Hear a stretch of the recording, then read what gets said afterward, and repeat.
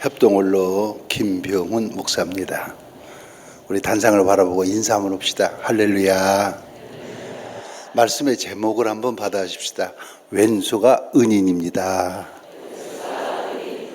제 버전으로 한번 받아해 보십시오. 저 왼수가 은인이라네. 시작.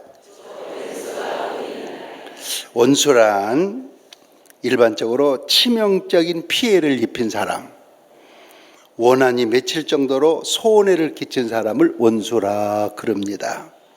정신적으로 감당 못할 충격을 주었거나 물질적으로 피해를 끼쳐서 못 살게 만들어버린 사람, 육체적으로 불구를 만들었거나 생명을 앗아간 사람, 신앙적으로 실족시켜서 신앙생활을 못하게 만들어온 사람을 원수라 그럽니다. 그렇다면 누가 내 왼수일까? 누가 내 왼수일까? 어떤 부모는 자식이 왼수라고 그럽니다. 자식이라고는 아들 하나 딸하나밖에 없는데 얼마나 속을 새기고 사고를 치고 문제를 일으키는지 저건 자식이 아니라 내 원수라고 합니다. 어떤 부인은 남편이 왼수라고 그럽니다. 한 번은 집회 때 안수기도를 부탁받고 손을 머리 위에 얹었습니다. 머리에 손을 얹었는데 머리가 얼음장같이 차요. 바위덩어리 같아요. 확실히 목사의 손에는 영감 있고 예감 있고 직감이 있습니다. 그래서 손을 떼고 물었습니다. 혹시 용서 못할 사람이 있습니까? 하는 말. 그래도 내가 모태 신앙인데 누구 용서 못할 사람이 있겠습니까? 그러면서 고개를 숙이더니 자기도 모르게 튀어나오는 말. 고래도 고새끼는 용서 못해. 그러는 거예요. 고새끼가 누구냐고. 결혼해서 지난 10년 동안 월급 봉투를 한 번도 받아본 일이 없습니다.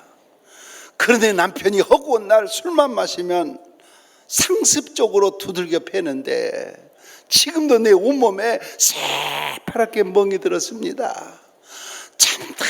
참다 못해 이혼하려고 나 지금 별거를 하고 있습니다. 그래서 제가 하는 말, 그래도 이 고비를 잘 넘겨보라고. 그랬더니 자기도 모르게 하는 말, 하기야 그 인간도 날 데리고 사니라고 힘들었을 거예요. 그러는 거예요. 그래 왜 그러냐고 그랬더니 만약에 신랑이 한 대 치면 자기도 한 대 쳤대요. 어쩌다가 신랑이 밥상을 불면 쫓아가서 그 밥상을 되엎어버렸답니다. 그러니 10년 동안 그 인간도 날 데리고 사니라고 힘들었을 거예요. 그런데 우리 이 목사님 표현을 빌리면 그 이후로 안수받고 잘 살고 있다고 하면 그래요? 그래요. 어떤 부인은 남편이 왼수라고 합니다. 어떤 남편은 부인이 왼수라고 합니다. 세계사에 나오는 3대 악처가 있습니다. 첫 번째 악처, 그리스 소크라테스의 아내 쿠산티페입니다. 쿠산티페가 제일 싫어하는 게 뭐냐? 남편이 친구나 제자들을 우르르 집으로 몰고 오는 걸 그렇게 싫어했답니다. 하루는 제일 싫어하는데 제자들을 남편이 우르르 몰고 들어오는 거예요. 그러자 이 부인이 바켓에다가 물을 하나를 퍼가지고 내일 아침 끓여 먹을 것도 없는데 얼어 죽을 놈의 철학은 무슨 놈의 철학이냐고 남편 머리다 훌러갖다 부숴버렸습니다. 민망스러운 때 제자들에게 하는 말, 요즘 뇌성병력이 자두치더니 결국 벼락이 떨어졌노라고. 그때 제자 하나가 잽싸게 물었습니다. 선생님, 그래도 결혼은 해야 하는 것입니까? 이 사람아, 결혼을 해도 후회하고 안 해도 후회할 텐데 그래도 결혼하는 것이 낫지 않겠는가? 그러면서 하는 말, 이 다음에 자네가 결혼해서 온순한 아내를 만나면 행복하게 살 것이고 나처럼 저렇게 싸나운 아내를 만나면 사람은 어떻게 살아야 하느냐, 어떻게 처신해야 하면서 철학자가 될 걸세 하면서 웃더랍니다. 두 번째 악처, 오스트리아 작곡가 모차르트의 아내 콘스탄틴입니다. 모차르트는 그 유명한 작곡가인데 35살에 단명을 했습니다. 사연은 있었지만 35살에 죽은 남편 장례식에도 아내가 참석을 하지 않았습니다. 그래서 모차르트의 장례식에는 조문객이 너무 적어서 초라한 장례식을 치러야 했습니다. 세 번째 악처, 러시아의 대문호 톨스토이의 아내 소피아. 이 소피아가 톨스토이를 얼마나 못되게 굴었는지 톨스토이가 가출을 했어요. 몇 살 때? 82세 때. 가출해서 어디서 지내냐? 어느 기차 간역에서 쪼그려 앉아가지고 폐렴으로 죽었습니다. 성경에도 악처가 나옵니다. 욥이 가진 재산을 현찰로 계산해 보니까 한 1020억쯤 됩니다. 7남 3녀 10남매가 하루아침에 죽어서 출처상을 치러야 했습니다.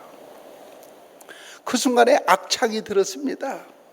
그 모습을 보고 욥의 아내가 하는 말, 우리말로 말하면 당신 참 꼴 좋다. 뭐 오늘 교회 가서 살더니 내일 아침 끓여 먹을 것도 없는데 그 입에서 찬송이 나고 기도가 나오느냐고.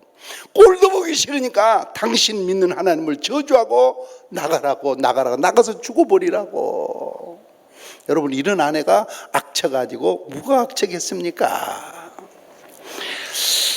여러분, 이런 통계를 들어보셨습니까?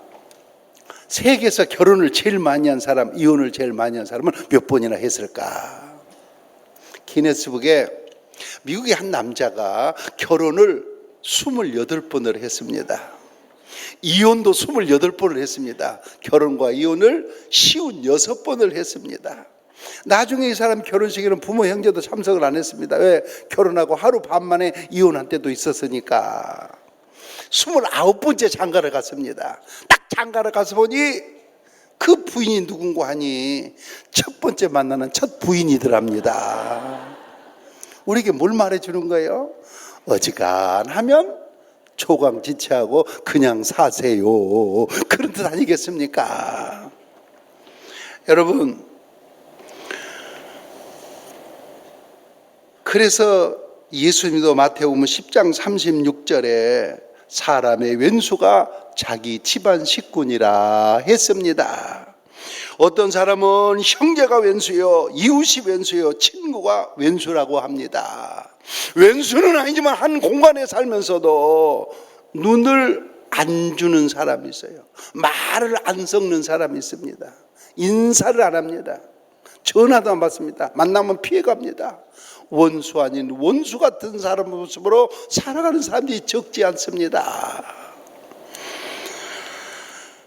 에레미야도 에레미야 1장 2절에 친구가 배반하여 왼수가 됐다고 했습니다. 어떤 사람은 술이 왼수요, 노름이 왼수요, 가난이 왼수요, 질병이 왼수요, 불행했던 과거가 왼수라고 합니다. 시편 25편 19절에 다윗도 내 주에는 왼수가 왜 그렇게 많은지 탄식을 하고 있지 않습니까? 여러분, 성경에 나오는 인물이 몇 명인 줄 아십니까? 2197명입니다. 2197명 중에 하나님 마음에 가장 쏙 드는 사람이 누구일까? 성경에 바울이라고 하는 이름이 192번 나옵니다. 아브라함이라고 하는 이름이 289에 나옵니다. 모세는 812번 나옵니다. 그런데 903번 나오는 이름이 있습니다. 그 이름이 다윗입니다. 다윗은 동명이인도 없습니다. 그러니까 하나님이 입만 열면 다윗 한 셈입니다. 그러면 어떤 점이 다윗이 그렇게 하나님 마음에 쏙 들었을까? 세 가지를 소개하겠습니다. 첫째, 다윗은 잘못을 지적하면 변명하지 않고 회개하는 사람이었습니다. 영락교회 고 한경직 목사님 남한 산성에 계실 때 이런 일이 있었다죠. 집사님 한 분이 찾아오셨어요. 다짜고짜로 삿대질 하면서 따졌습니다. 목사님, 이러시면 됩니까? 이건 잘못하신 겁니다. 다 듣고 계시더니 마지막 한경직 목사님이 하시는 말씀, 사실은 집사님 몰라서 그렇지, 집사님이 지적한 것보다 내가 훨씬 더 잘못한 사람입니다. 여러분, 어떻게 이렇게 대답할 수가 있겠습니까? 그러면서 하시는 말씀, 기왕에 여기까지 올라왔으니 저를 위해서 기도해 주고 내려가세요. 눈을 떠보니까 온데간데 없이 사라져 버린 거예요. 두 번째, 다윗은 누구보다도 하나님의 성전을 사모하고 사랑하였기 때문입니다. 다윗이 왕이 되어 맨 먼저 한 일은 기럇 여아림에 있는 하나님의 법궤를 예루살렘으로 옮기고 아들 솔로몬이 하나님의 성전을 건축하도록 완벽하게 준비해 놓은 사람입니다. 셋째로, 다윗은 구국공신입니다. 그런데 사울왕에게 13번 이상을 쫓겨다닙니다. 쫓겨다니는 다윗을 따르는 사람이 400명에서 이제 600명으로 늘어났습니다. 하루는 다윗이 십광야 하길라산에 피난 왔을 때입니다. 사울왕이 부하 3,000명을 거느리고 다윗을 수색하다가 창을 땅에 꽂고 깊은 잠에 빠졌습니다. 이 모습으로 온 다윗의 부 아비새가 다윗에게 진언을 했습니다. 허락해 주십시오. 깊이 잠들어 있는 사울왕의 심장을 창으로 딱 한 번만 찌르면 절호에 복수할 기회니 허락해 주십시오. 그때 다윗 왕이 뭐라 그러던가요? 철원 왕일지라도 하나님이 쓰시려고 머리에 기름을 부었는데 기름 부은 왕을 내가 손대면 하나님이 나를 기뻐하시겠느냐? 그러면서 창과 물병만 가지고 나왔습니다. 이 순간이 결정적으로 하나님의 마음에 들었단 말입니다. 믿기를 바랍니다. 여러분, 신앙생활하는 내 모습이 언제 가장 하나님을 닮아 보이겠습니까? 내가 무슨 일을 하고 있을 때 내 모습이 하나님을 가장 닮아 보일 거라고 생각을 하십니까? 그리스도인이 열심히 남달리 찬송하고 기도하면 옆에서 감동을 받습니다. 성경을 딱 읽고 있는 모습을 보면 경건하게 보입니다. 열심히 전도하고 성경하는 걸 보면 자랑스럽습니다.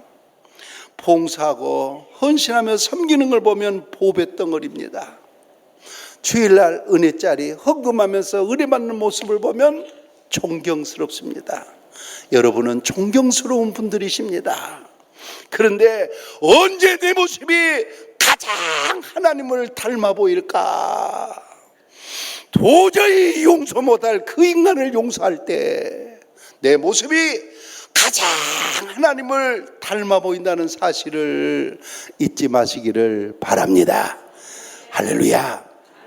웃으면서 옆 사람한테 한번 그래봐요. 한번 쳐다보면서 예수님 많이 닮았어. 시작.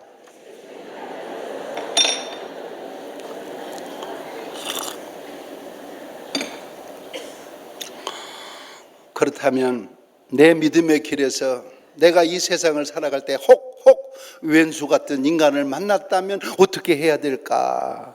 가슴에 새기면서 들으시기를 바랍니다. 먼저 내 자신이 이웃에게 왼수 노릇은 하지 말아야 합니다.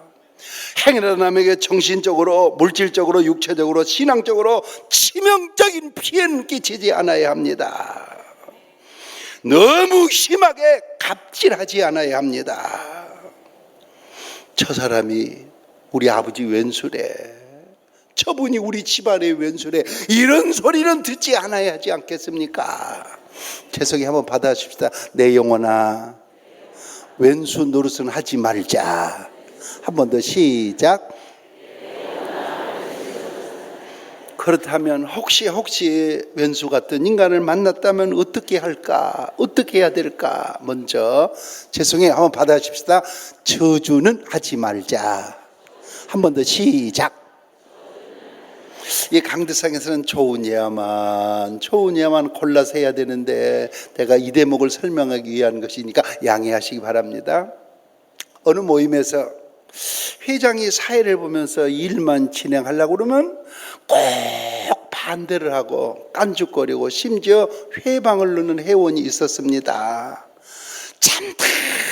참다 못한 회장이 작심하고 한 번은 벌떡 일어나더니 아무개 저주를 받을지어다 한마디 했어요. 정말 듣지 못할 해서는 안 될 말이 나타났습니다. 그러니 그 회원이 가만히 있겠습니까? 회장이 사회를 보면서 감히 저주를 할 수 있느냐고 막 따지고 대드니까 다시 일어나지 하는 말, 이 저주가 속히 임할지어다. 그래서 이 회의는 아주 소란스럽게 끝났습니다. 6개월이 지난 어느 날 그 회원이 교통사고를 당했는데 얼마나 심한 교통사고를 당했는지 형체를 알아볼 수 없도록 비참하게 죽었습니다. 그래서 죽었다는 말을 듣고 조문 알고 영화실에 찾아갔더니 가족들이 하는 말, 당신이 저주에서 죽었는데 무슨 낯으로 조문을 왔느냐고 거절하는 바람에 조문도 못하고 장례 집례도 못했습니다. 여러분, 내 입이 어떤 입입니까? 내 입은 하나님이 함께 하시는 입이요, 하나님이 책임져 주시는 입입니다. 그러니 왼손을 만났을지라도 저주는 하지 말자. 동의가 되시면 아멘. 아멘. 또 하나, 저주하고 나면 내가 못 견디니까 저주하지 말자는 것입니다. 서울 어느 교회 등록한 교인이 있었어요. 구역을, 우리는 목장 예배를 드리는데 거기는 구역 예배를 드리는데, 구역장이 딱 구역 식구를 배정받아서 보고 보니 너무 훌륭한 교인이 온 거예요. 주일날 교회 가서 보면 맨 앞자리에 앉아서 목사님 쳐다보고 아멘 하면서 은혜 받는 모습, 그리고 만나면 밝은 인상으로 인사 잘하고 얼굴 환한 모습, 구역 예배로 와도 한 번도 지각도 안 하고 결석도 안 씁니다. 헌금도 잘하고. 그래서 구역장이 야, 참 훈련 잘 된 구역원이 왔다 참 고맙다 그러고 지내는데, 어느 날 구역 예배를 인도하는데 그 구역 식구가 손수건을 꺼내더니 훌쩍 눈물을 닦고 있더랍니다. 그래서 예배를 마치고 물었답니다. 무슨 곡절이 있느냐고 하는 말, 남편이 사업을 하다가 이제 회사가 부도 위기에 처했다고. 그러면 그 부도를 얼마면 막을 수 있느냐고 물었더니 하는 말, 당시 돈으로 5천만 원, 아마 지금 돈으로만 한 5억이면 막을 수 있다 그러더랍니다. 그러니까 그 구역장이 남편 몰래 남편 퇴직금에서 5천만 원을 갖다가 그 부인에게 줬습니다. 참 강큰 구역장이죠. 근데 그 자리에서 선리사를 딱 떼더니 매달 꼬박꼬박 통장으로 이자가 들어왔습니다. 그런데 6달째 이자가 안 들어온 거예요. 그래서 찾아가 봤더니 보따를 싸들고 야반 도주를 하고 없었습니다. 그 다음날 새벽에 구역장이 교회 가가지고 하나님, 이럴 수는 없습니다. 그 돈이 무슨 돈인데 오늘 그 여자 팔을 뿌려 놓든지 다리를 뿌려 놓든지 해달라고, 이럴 수는 없다고. 그런데 이게 무슨 일입니까? 그날 아침에 밥을 해가지고 밥을 먹는데 밥이 목구멍으로 안 넘어가는 것입니다. 저녁에 잠을 자려고 누웠는데 잠이 안 오는 것입니다. 몇 날 며칠 밥을 못 먹어 잠을 못 자고 오니까 무슨 생각이 드는 거 아니? 5천만 원 받기도 전에 내가 먼저 죽겠다, 그런 생각이 들더래요. 그래서 그 다음날 새벽기도 가가지고 어느 날 담임 목사님 설교하는 게 생각나서 저주하는 기도를 축복으로 바꾸려고 그러니 하루아침에 잘 안 바꿔지더래요. 그래서 이렇게 기도했답니다. 하나님, 오죽했으면 떼먹고 도망갔겠습니까? 그래도 그 여자가 회복이 되어야 내 원금도 갚고 이자도 갚을 것 아닙니까? 어디서 살든지 간에 회복되게 해주세요. 그렇게 실컷 기도한 그날 아침에 처음으로 밥이 입으로 넘어가고 저녁에 편히 잠을 잘 수가 있었습니다. 이렇게 3년 1개월 동안 축복을 했는데 어느 날 해가 뉘어쳐가는데 구역장님 하고 들어오는 거예요. 보니까 그 구역 식구가 돈 5천만 원을 들고 온 거예요. 하는 말, 내가 여차해서 이렇게 했는데 내가 5천만 원 본전을 가져왔습니다. 시간을 더 주시면 제가 이자까지 드리겠습니다. 여러분, 그래서 저주하고 나면 내가 견디기가 힘드니까 저주는 하지 말자. 로마서 12장 14절에 저주하지 말라, 그래서 그렇게 말씀하신 것입니다. 그러면 어차피 저주하지 않고 기도할 바에는 한번 받아십시다. 좀 어렵지만 받아십시다. 축복까지. 좀 더 크게 축복까지.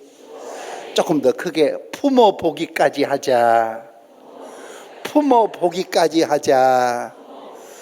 모세야, 모세야, 네 손에 든 것이 무엇이냐?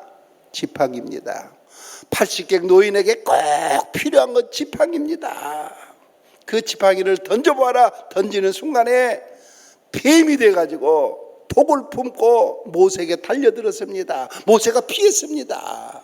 그때 하나님께서 모세야, 그 뱀 꼬리를 붙잡아 보아라. 딱 붙잡는 순간에 지팡이로 변했습니다. 오늘 우리에게 무슨 잊을 수 없는 교훈을 주고 있는 것입니까? 왼수라도 저주하고 버리면 독을 품고 독사처럼 달려들지만 그 왼수라도 붙잡으면 품기까지 하면 나에게 필요한 사람으로 지팡이처럼 다가온다는 교훈 아니겠습니까? 동의가 되시면 아멘. 조금만 더 크게 아멘. 아주 크게 아멘. 그러면 그 왼손을 어떻게 하란 말입니까?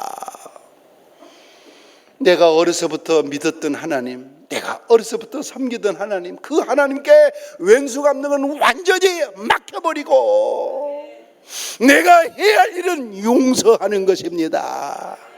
내가 하나님께 원수 감독을 맡으면 하나님은 깔끔하게 명백하게 갚아주십니다. 그리고 하나님이 정해주신 때가 되면 그 왼수가 나에게 은인으로 다가온다는 말입니다. 믿기를 바랍니다.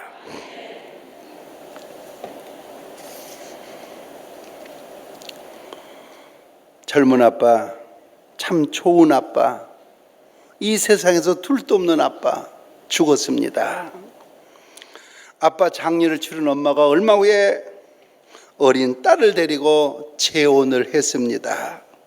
새아빠란 사람을 만나 새아빠 집에서 함께 살게 되었습니다.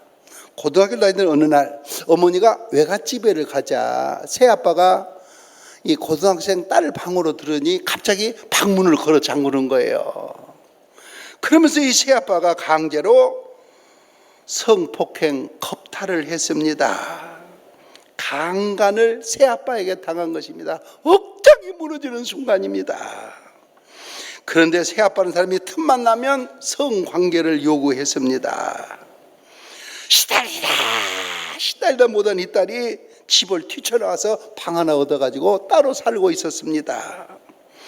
혼자 살다 보니 새아빠란 사람이 왜 그렇게 증오스러운지, 사람의 탈을 쏘지 짐승만도 못한 짓을 하는지, 그리고 이런 사람을 남편이라고 같이 살고 있는 엄마가 왜 그렇게 원망스러운지, 세월이 흘러 이 고등학생 딸이 35살이 되었습니다. 어느 날 몸이 너무 아픈 거예요. 병원에 가서 진찰해봤더니 의사가 하는 말, 온몸에 암세포가 퍼져서 손을 쓸 수 없다고 합니다. 딸은 감지를 했습니다.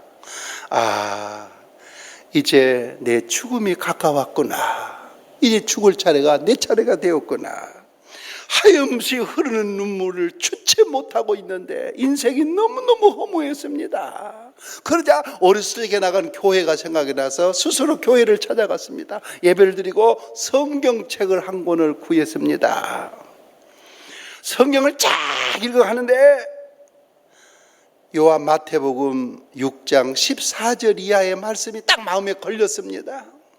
너희가 사람의 잘못을 용서하면 너희 하늘 아버지께서 너희 잘못을 용서하시려니와 너희가 사람의 잘못을 용서하지 아니하면 너희 아버지께서도 너희 잘못을 용서하지 아니하시리라. 이 구절을 읽고 또 읽다가 용기를 냈습니다. 그렇다면 내가 어머니는 용서할 수가 있겠는데 나를 이렇게 망가뜨리고 죽게 만든 새아빠는 도저히 용서할 수 없습니다. 그리고 성경을 읽는데 누가복음 23장 34절을 읽다가 또 멈췄습니다. 예수님을 봐라. 예수님의 얼굴을 침을 뱉었다. 주먹으로 뺨을 쳤다. 손발에 못을 박았다. 옆구리에 창을 찔렀다. 그 순간에 예수님이 뭐라고 기도하시더냐? 아버지 용서해 주세요. 아버지 용서해 주세요. 무슨 짓을 하고 있는지도 모르고 이 짓을 저러고 있으니 용서해 주세요. 너도 네 새아빠를 용서해라. 용서해라. 용서해라. 성령의 강한 음성이 들려왔습니다. 이 딸 좀 보세요. 하나님 알았습니다. 통곡을 하면서 하나님 우리 어머니를 용서합니다. 그리고 새아빠를 깨끗하게 용서합니다. 내 기도를 받아 주시옵소서. 마음이 편안했습니다. 그날쟁에 다리를 쭉 뻗고 잠을 잘 수가 있었습니다. 아, 하나님이 나를 사랑하시는구나. 하나님이 나를 사랑하시는구나. 하나님의 사랑을 확신을 했습니다. 자기를 묻고 있던 과거를 훌훌 털어버렸습니다. 그런데 이게 웬일입니까? 그 온몸에 퍼졌던 암세포가 온데간데 없이 사라져버렸습니다. 여러분, 기적이 일어난 것입니다. 이것이 용서입니다. 여러분, 원수 같은 인간이라도 용서해야 내 기도가 상달되고 닫혔던 앞길이 활짝활짝 열려지는 것입니다. 왼수 같은 인간이라도 용서해야 내가 참 자유인이 되고 예수님의 참된 제자가 되는 것입니다. 이 새아빠 있잖아요. 이런 일이 있고 난 뒤에 완전히 개과천선했습니다. 그 딸을 위해서 헌신적으로 딸을 도왔습니다. 그 왼수가 결국 은인으로 다가오지 않습니까? 이해가 되시면 아멘. 좀 더 크게 아멘. 좀 더 크게 아멘. 어느 교회에 김영자 집사님이 있었습니다. 주일 예배를 12시에 마쳤는데 재지기를 했는데 1시가 돼도 재기가 안 끝나, 2시가 돼도 재지기가 안 끝납니다. 안 믿는 남편이 오후 2시가 됐는데도 점심 안 준다고 교회를 찾아왔어요. 딱 재지기를 하고 있는데 자기 아내 머리를 보자마자 딱 머리채를 쥐고 예배당 밖으로 질질질 끌고 나오는 것입니다. 그래도 그게 교회인데, 맹세기 마누라가 집사인데, 그게 재직인데, 마누라 머리채를 질질 끌고 나와서 하는 말, 교회에 미쳐가지고 오후 2시인데 점심도 안 준다고, 그러면서 물에 빠져 죽으라고 교회 앞에 연못 있는데 연못으로 집어넣는 거예요. 그래 실갱이가 붙었습니다. 당신 술만 먹으면 왜 그러냐고, 정신 좀 차리라고. 실게 이러다가 김영자 집사 팔이 부러져 버렸습니다. 세상에, 팔이 부러진 아내를 그대로 내버려두고 혼자 집으로 가더니 소주 2병을 까마시고, 승용차 키를 왜 찾습니까? 승용차 키를 찾아가지고 시동을 걸었습니다. 부릉부릉 하다가 전신줄을 박았는데 현장에서 그 남편 눈알 안구가 빠져버렸습니다. 여러분, 눈알도 빠져요. 눈알도 빠져. 자, 한번 보십시오. 종합병원 이 병실에는 아내가 팔이 부러져가지고 기부스에서 누워있고, 이쪽 병실에는 남편이 2 눈알이 빠져가지고 기부스에 가지고 누워있고, 이게 무슨 꼴입니까? 한 번은 젊은 의사들이 이렇게 의사 가운을 입고 회진을 하고 오면서 하는 말, 저 남자는 누군가가 눈을 기증해 주지 않으면 평생 맹인으로 살 것이라고 그러더랍니다. 그래서 김영자 집사가 그 의사를 붙들고 하는 말, 내가 그 남자에게 내 오른쪽 눈을 기증하겠다고 수술 동의서에 사인을 했습니다. 수술했어요. 태어날 무렵이 됐습니다. 의사 선생님이 시력을 확인하려고 형광등 불을 끄고 촛불 하나를 켰습니다. 남편이 몇 개월 만에 붕대를 풀고 보니까 사람이 기둥처럼, 눈사람처럼 보이더니 환히 시력을 회복하여 사람이 보이는 거예요. 자기를 고쳐주는 의사 선생님이 있고 간호사가 있고, 그리고 환자들이 있는데 보니까 저쪽에 웬 여자가 오른쪽 눈에 붕대를 감고 있는 거예요. 가까이 가서 보더니 자기 부인 김영자 집사였습니다. 그 남편이 그 앞에 무릎을 꿇고 하는 말, 여보, 당신이 죄진 게 있다면 예수 믿는 죄밖에 없는데 어떻게 이런 남편에게 당신 오른쪽 눈을 빼서 나에게 줄 수가 있겠느냐고. 나 퇴원하면 당신 따라서 예배당 갈게. 퇴원을 했습니다. 주일날입니다. 그 남편이 교회 등록을 했습니다. 세례를 받았습니다. 술, 담배를 일순간에 끊어버렸습니다. 서리집사 되고 안수집사 되고 장로가 되었습니다. 할렐루야. 그런데 주먹 하나만 믿고 사는 건달 시동생이 하나 있었는데 형님 형수씨 살아가는 모습을 보고 건달 생활을 청산하고 신학교에 입학을 했습니다. 김영자 집사도 권사가 되었습니다. 완전히 집안에 새로운 변화가 일어났습니다. 한 번은 수천 명 모이는 기도원에서 이 김영자 집사님에게 간증 요청이 왔습니다. 그때 김영자 집사가 그 수천 명 앞에서 이렇게 간증을 했습니다. 첫째, 내 신앙생활을 이어주는 끈은 새벽기도였습니다. 내가 새벽기도에 나와서 힘들 때마다 목사님 설교 듣고 은혜 받고, 목사님 설교 듣고 용기를 얻고, 목사님 설교 듣고 지혜를 얻어서 내가 지금까지 왔는데 내 신앙생활을 이어주는 끈은 새벽기도였습니다. 둘째, 저는 교회에서 연말에 목사님이 뭘 부탁하나 임명하면 한 번도 목사님 나 그거 못합니다, 나 그거 안 합니다, 내년은 그거 시키지 마세요, 한 번도 이렇게 말해본 일이 없습니다. 그 이유는 오직이나 사람이 없으면 나 같은 사람에게 그런 일을 맡기시고 부탁하시겠느냐. 그리고 목사님은 친정아버지 같은 분인데 친정아버지가 못할 일을 딸에게 시키겠느냐. 그래 나는 신앙생활에서 연말에 목사님이 뭘 부탁하라 임명할 때 못합니다, 안 합니다, 내년에는 그것 좀 시키지 마세요, 한 번도 이렇게 말해본 일이 없습니다. 셋째, 나는 시집와서 내 아들 도리를 다했습니다. 술만 마시면 반은 짐승 같던 내 남편 구원시켜서 장로가 됐는데 지금 나보다 더 열심입니다. 내가 아무래도 제 양반이 없으면 못 살 것 같습니다. 주먹만 쓰고 살던 건달내 시동생 신학에서 지금 목사 안수 받고 목회하고 있습니다. 우리 큰아들 우리 교회 회계집사, 우리 둘째 아들 아동부 부장, 손자 손녀들까지 다 신앙생활을 잘하고 있습니다. 나는 이제 죽어도 하나님의 나라에 갑니다. 하나님 앞에 어여시 설 수 있습니다. 왼수라도 결국 때가 되니 은인으로 다가오지 않습니까? 동의가 되시면 아멘. 조금 더 크게 아멘. 성경은 말합니다. 로마서 12장 19절, 너희가 친히 원수를 갚지 말고 하나님의 진노하심에 맡기라. 내가 갚으리라, 내가 갚으리라, 내가 갚으리라. 우리 다 같이 일어나서 두 손 들고 용생을 보달라고 우리 목숨 걸고 한번 기도하십시다. 두 손 들고 우리 주님 세 번 부르고 목숨 걸고 한번 기도하십시다. 주여 더 크게, 주여 더 크게, 주여. 하나님 감사합니다. 아버지 감사합니다. 하나님 감사합니다. 아버지 감사합니다. 아버지 감사합니다. 아버지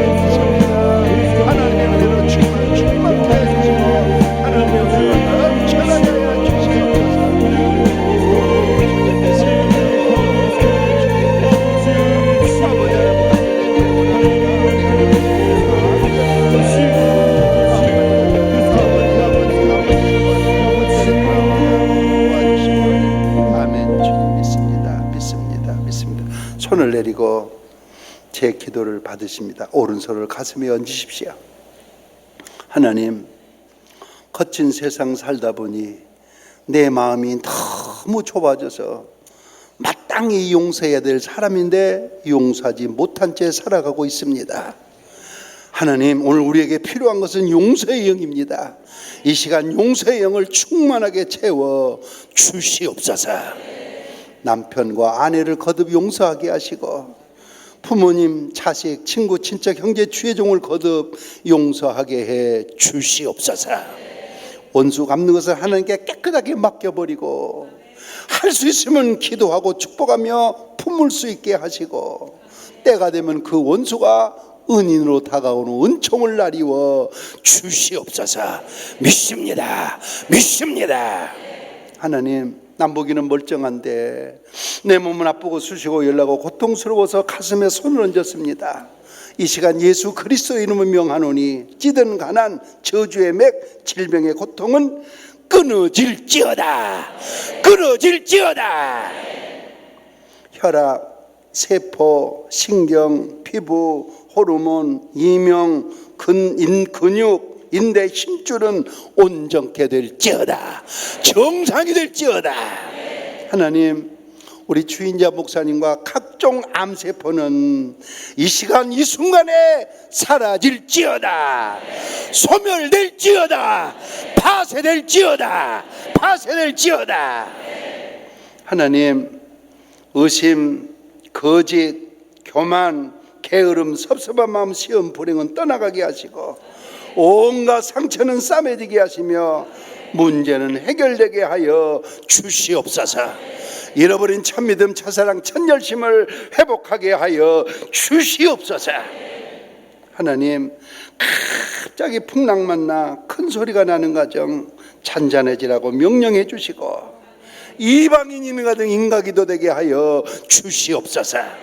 고3 수험생이 있는 가정 진학의 문이 활짝 열려지게 하시며 홍기가 닫힌 아들, 딸들 혼사길이 열려지게 하여 주시옵소서.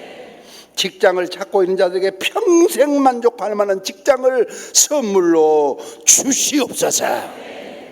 한 가지 더 구하오니 원금도 이자도 못 갚아 밤마다 빚 때문에 울고 있는 형제가 있거든. 하나님, 금년 해물가전에 빚을 다 정리하게 하시고 빚을 다 청산하게 하시고 빚을 다 갚아버리게 하시고 물질의 부자로 신앙의 장부로 살아가게 하여 주시옵소서. 믿습니다. 믿습니다. 하나님, 금년 우리 치아는 교회가 하나님 앞에 큰 복을 받게 하여 주시옵소서. 총회 사역 중에 있는 우리 김우식 목사님, 부교육자, 장로님, 안수집사님, 권사님, 서리집사님 온 교우들이 결단코 금년에는 큰 복을 받게 하여 주시옵소서. 금년에는 목장마다 남성교회, 여전도회, 청년회, 중고등부, 아동부, 유치부, 유아부가 복을 받게 하시며 각종 찬양대, 찬양단이 복을 받게 하시며 공동의 당회가 그리고 재직회가 결단코 큰 복을 받게 하여 주시옵소서. 믿습니다. 믿습니다. 믿습니다. 주님 사랑합니다. 예수 그리스도의 이름으로 기도하옵나이다. 아멘. 이제 결단의 찬송을 부르겠습니다.